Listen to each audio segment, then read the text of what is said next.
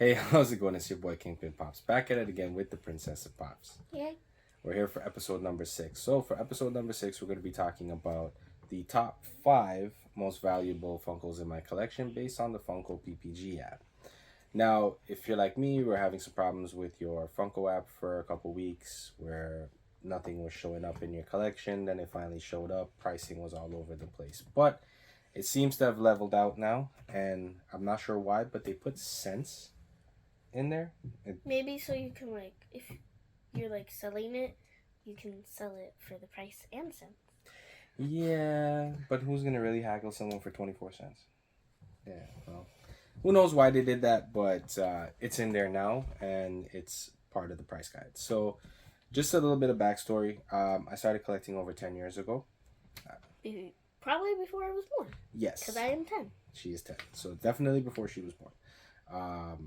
But a little over 10 years, I guess. So, when I started collecting, I was also collecting cards, baseball cards, hockey cards, basketball cards, Marvel cards, comic books. So at the time, I wasn't really taking Funko collecting seriously. So I just collected what I liked, what I thought was cool to me, and that's how it started. And it's funny that some of those older Funkos that I collected are now the ones that are in my top 5. And you didn't know anything about them. At the time, no. We were like when you're collecting a baseball card or a Pokemon card, you didn't know a Charizard card was going to be what it is today. You hoped, yeah. but it is now. Some of these things are crazy. Like even Star Wars toys, like some of the classic toys. A buddy of mine has some of them, but it's not in the packaging. Like somebody's earlier Funkos, they're not in their boxes. Oh my god. Okay, so he always told me to keep them in the box. And I was a kid. I didn't know they meant something. And now, I have an Ariel that's really expensive. And it was expensive. And then I have 2 Sailor Moon characters, and those are worth a lot. And they're out of the box. Yeah. So you gotta live and learn sometimes, right? But that's what I'm trying to say. When we were younger, we did not know. Or when Funko started coming out, you didn't know that they were gonna be what they were gonna be. So you win some, you lose some. But thankfully, I do have a couple that are considered grails. So we're gonna get started with number 5. So coming in at number 5 is Luffy and Going Merry. Now, for the first episode, we had spoke about our 2 favorite Funkos from my collection, and the princess chose. I chose Sleeping Stitch because I love Stitch. And I chose Luffy with the Going Merry because I'm a big One Piece fan. I've watched every episode. So once I got this Funko, I was very happy, put a big smile on my face. Now to see it sailing into the top 5, see what I did there? So now it's sailing into the top 5. It's put an even bigger smile on my face because, listen, a lot of people love this show. A lot of people love this character, and it just shows that in the fact that the value of the Funko is going up. It's in high regards. So again, I'm very, very happy that this has made it into the top 5. This is at $200 right now for the PPG. So top 5 is Luffy Going Merry. Coming in at number 4 is Michonne and Pets from Walking Dead. Now, I know you probably have heard me say this a lot, but I am a big fan of zombie movies, zombie TV shows. You know why? Because they go after brains. Not like you have any. So, again, when this one came in, her entrance in Walking Dead was amazing. She came in, she chopped off a couple of heads. She has her pets with her, where she removed them out so that they would not bite her, thus spreading the virus. And she just used them to move around the other walkers.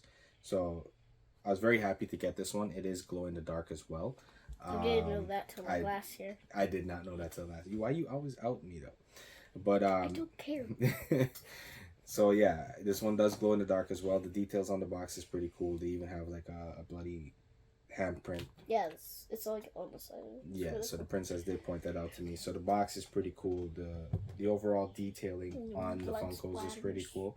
Yeah, so There's a handprint on the back of the box. definitely, they definitely put in good work on this one, and this one is coming in at $301 on the price guide. So very happy to have this one in my collection.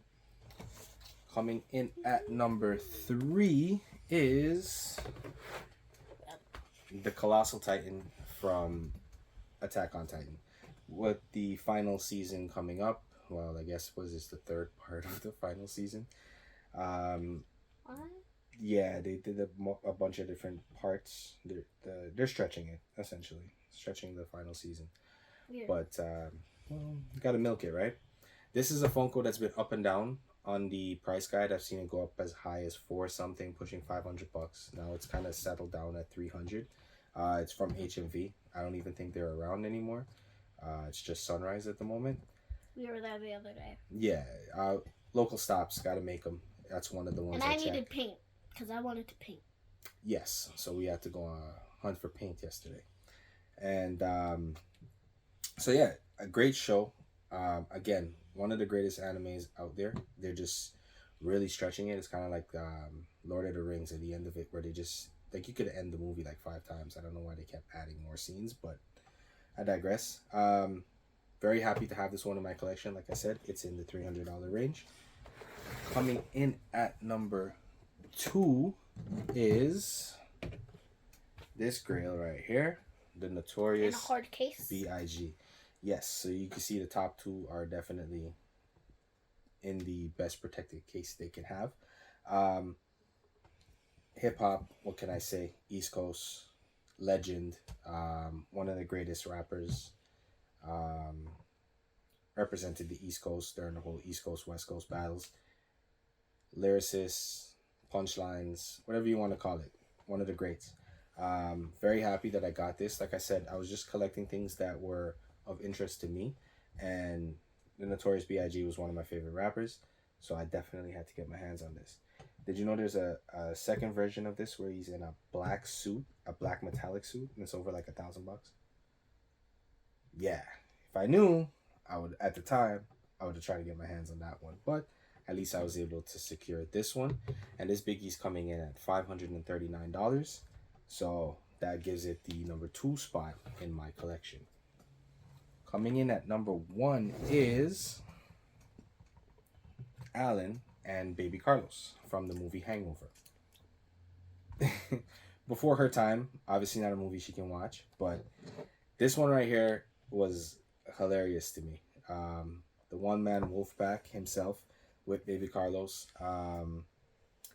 It was one of those ones I grabbed because when people came over, they were like, "Oh man, you got you have Alan and Baby Carlos," and we would crack up because of the movie. Never in my life did I expect that this would be the top Funko in my collection. It's now valued at over $600, and I didn't see that coming. Mine does have a paint defect. The cradle where the Baby Carlos is in, they didn't paint it, so I don't know if that devalues or if that increases the value of a Funko. But wait, they didn't paint it? Wow. Yeah, so the little carrier right there, they didn't paint it? It wasn't painted. Yeah, sometimes they do make mistakes. It happens. It's not a bootleg, guys. I bought this from my local comic book store back in the day. It's retail, but yeah. So I don't know. Some people a defect can make the Funko a little bit more valuable, or it can go the other way where they'll use it against you and say, "Oh well, it's faulty. It's cheaper." I don't know. It all depends on the person, but never did I expect it to be taking top place in my collection. It was just one of those ones I picked up where I was like, it's funny, all right? But that's the thing. Like with Funkos, there was a lot of missed opportunities, but like I said, because I wasn't really collecting Funkos, you were collecting like 3 things at the same time. Yeah, right? So, and it was new. You didn't know if it was a phase, a fad, but here it is kicking in 25 years later. Now you have a whole wall and 2 bookshelves. I mean 3. And some on the other side. Yeah. Over there. Yeah. So now it's grown. I have almost like 500 Funkos. So yeah, and growing because I still have stuff on order. But yeah, it's just one of those things where you didn't know if it was gonna be what it was, and you just started collecting the things you like, right? That's why with her I got her the Sailor Moons because at the time she liked Sailor Moon, or I got her the I Wonder still Woman. like Sailor Moon. Yeah, but you don't like them enough to keep them in a box though. But that's the thing, right? So missed out on a couple. Like I'm not gonna lie, I would have liked to have my hands on the Leonidas from 300. I thought that was an epic one. If that one was available, I would have grabbed it.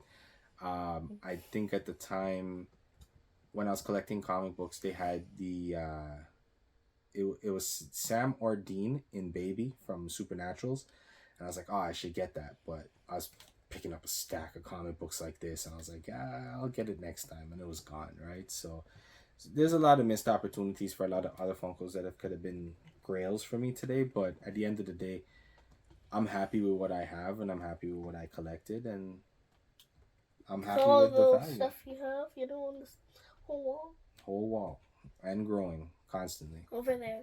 And not to mention, I fund her collection as well. So. Oh yeah, my. So there's a lot going on. But once again, thank you guys so much for tuning in to us here in episode number 6. We truly appreciate it. Again, thank you. And the Princess of Pops has something to say. Don't forget to like, subscribe, and share. Peace out, y'all.